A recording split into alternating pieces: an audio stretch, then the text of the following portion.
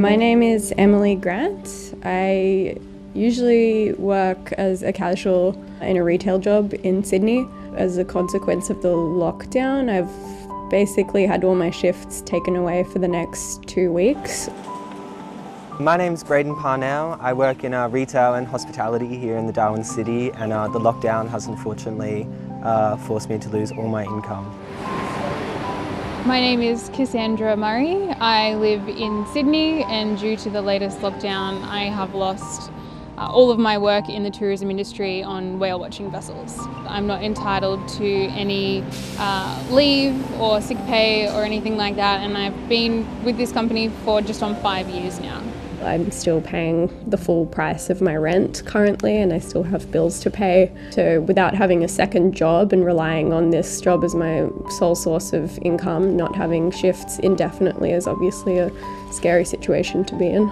Obviously losing my income and being at such a young age, I'm just very conscious of how I spend my money. I'm not sure when I'll recover. I'm usually a pretty laid back, relaxed person, but there's definitely a bit of anxiety starting to creep in, just thinking about what happens if this 2-week lockdown turns into 3 or 4.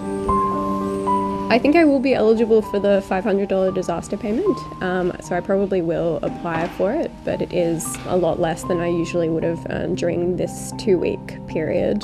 I'm currently not on any welfare payments, however the lockdown has pushed me to look into those welfare payments. Even in this 2-week lockdown we have to wait a week before we can see if we're eligible for that one-off payment. Hello. How are you? And at least with JobKeeper, our employer was able to reach out and see if they were eligible for those payments, and that definitely helped support us, but now we're all on our own. We really have only heard silence from the federal government, and I think that speaks volume. So I've learnt that I don't have a lot of rights as a casual worker. You do feel a bit worthless because the part-time and full-time workers in the same company are getting paid, even though they're not working.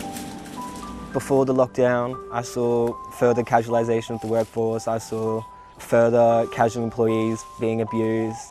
Through this latest experience as a casual worker, I feel a bit isolated and kind of left to my own devices. We don't really have a choice. I'm going to have to just make it work.